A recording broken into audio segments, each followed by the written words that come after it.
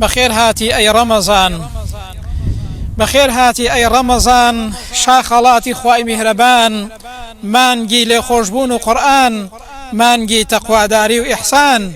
بەخێر هاتی سەرچاوانمان، تۆ دەرفەتت تاقانەیە، خوانی سفرەت شاهانەیە، بۆیە ئێمەش دڵمان بۆ تۆ پەروانەیە، چونکە هەر کاتێک دێیەوە وانەی کۆچ و فەتحی مەککە و بەدرمان پێدەڵێەوە.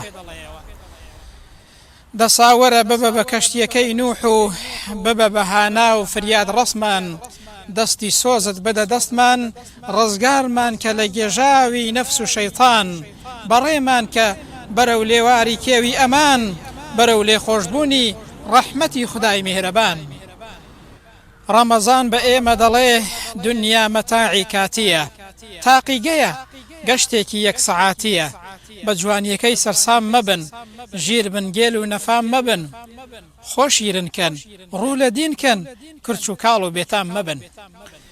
ڕەمەزان پێمان دەڵێ چەرخ و فەلەکی شەو و ڕۆژ، بەسەرتان ناتا سەر ئاوا ناخولێتەوە، چراتان لێ دەکوژێتەوە، کاتێک دێ ڕێگا دەبڕێتەوە، هەردوو دەستان دەکرێتەوە، ئیتر هەموو خەونەکانتان لەبەر چاوتان وەکو بەفر دەتوێتەوە.